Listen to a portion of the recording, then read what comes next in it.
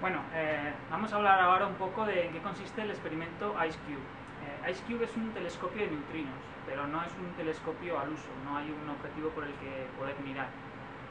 Sin embargo, lo llamamos telescopio porque el objetivo también es estudiar el cosmos, el universo, en lugar de con luz, con neutrinos, que sabemos que nos están llegando constantemente en grandes cantidades desde todos los rincones del universo. Los neutrinos son partículas muy ligeras, prácticamente sin masa, sin carga eléctrica y además interaccionan muy poco con la materia, es decir, son capaces de atravesar, por ejemplo, la Tierra perfectamente sin interaccionar con nada. Eso los hace muy interesantes porque pueden traer información de lugares desde los que la luz, por ejemplo, no puede porque es absorbida, y además información complementaria, porque el hecho de detectar neutrinos de un determinado lugar nos da información de los mecanismos que están funcionando en ese lugar. Al mismo tiempo los hace, como digo, muy difíciles de detectar. Los neutrinos no podemos verlos directamente, y para poder detectar unos cuantos y poder estudiar el universo con neutrinos necesitamos detectores gigantes. Ese es el motivo por el que IceCube está aquí, en el Polo Sur. Ya sabéis que estamos sobre una capa de hielo de casi 3 kilómetros de grosor. Entonces lo que se ha hecho es excavar unos casi 100 agujeros aproximadamente de este diámetro hasta una profundidad de casi 2,5 kilómetros, y ahí se han depositado unos sensores de luz, más de 5.000 sensores de luz, cubriendo un volumen de hasta 1 kilómetro cúbico aproximadamente. Como digo, los neutrinos no los vemos directamente, pero cuando algún neutrino choca con una molécula de hielo, produce otras partículas, y estas partículas sí que podemos verlas. Entre ellas, una de las partículas que se producen son los llamados muones. Los muones son como electrones, es decir, partículas cargadas, pero con mayor masa. Y son partículas que son capaces de viajar bastantes metros por el hielo.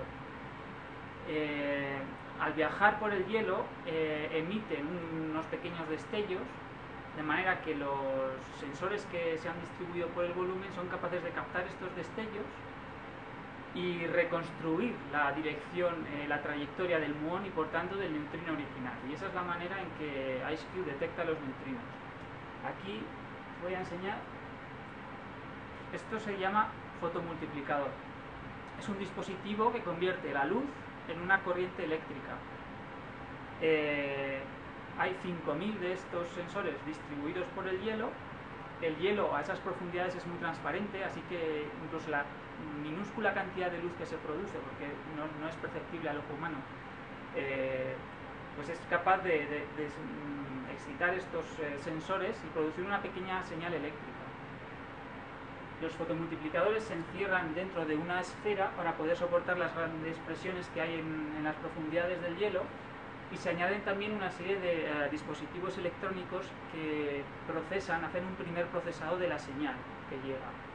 Y esa señal se envía por cable hasta la superficie, donde allí hay un edificio que se llama el IceCube Laboratory, el ICL, donde se recoge toda esa información, y más de 100 ordenadores procesan toda esa información en tiempo real para intentar reconstruir la trayectoria de las partículas. Cada uno de esos sensores, de hecho, tiene un nombre, y ya veis aquí un poco el aspecto que tiene cada uno de estos módulos, que se llaman módulos ópticos o DOM, los llamamos. Como digo, con la información que se recoge en superficie se intenta reconstruir la trayectoria de las partículas, y eso es lo que vemos aquí más o menos. Cogiendo la información de qué módulos han visto luz, en qué momento han visto la luz y cuánta luz han visto, es posible reconstruir la trayectoria del muón y por tanto del neutrino, y también su energía. El problema con los muones es que también se producen aquí en la atmósfera. Estamos recibiendo constantemente una lluvia de partículas que se llaman rayos cósmicos, que al chocar con la parte alta de la atmósfera generan un chaparrón de partículas, entre ellas también muones, y estos muones atraviesan constantemente la Tierra, la atmósfera, y atraviesan también el hielo. Entonces el 99% de las partículas que detectamos son precisamente muones producidos en la atmósfera.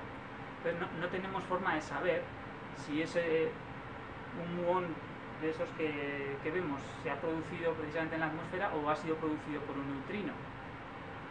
Entonces el truco está en que IceCube, en lugar de mirar hacia arriba, lo que hace es mirar hacia abajo, porque a los neutrinos les da igual venir de un sitio que de otro, como hemos dicho, son capaces de atravesar la Tierra. Entonces, si en alguna ocasión somos capaces de ver un muón que va, en lugar de ir de arriba a abajo, va de abajo a arriba, como este más o menos, pues eso nos está diciendo que eso solo lo ha podido producir un neutrino. Y de esa manera, recopilando información de muchos de esos neutrinos, estudiando sobre todo la dirección de la que proceden, podemos hacer un mapa del universo con neutrinos, de la misma forma que se pueden hacer un mapa del universo con luz.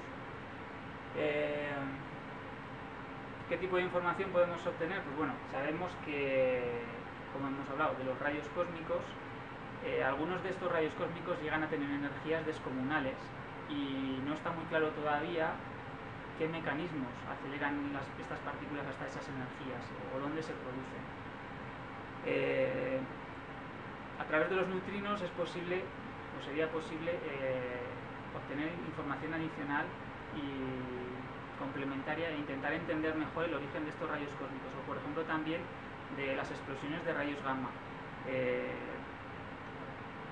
Varias veces, unas pocas veces al día se producen unas grandes explosiones de rayos gamma, es decir, como luz pero muy energética, y tampoco está muy claro dónde se producen o cómo se producen estas explosiones de rayos gamma. Pues bien, el estudio de los neutrinos podría ayudar también a entender el origen de estos fenómenos que están, digamos, son los cataclismos cósmicos más violentos que existen y que todavía no se entienden muy bien.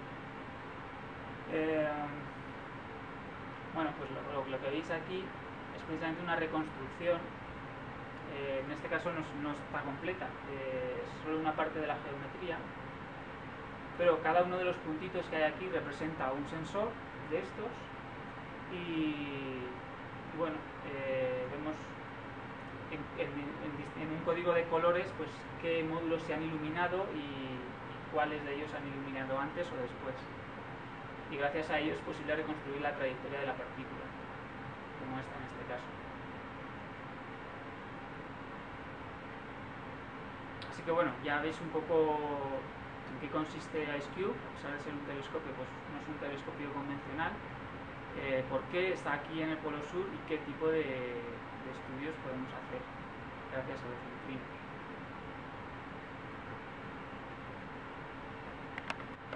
Para que veáis un poco más de cerca,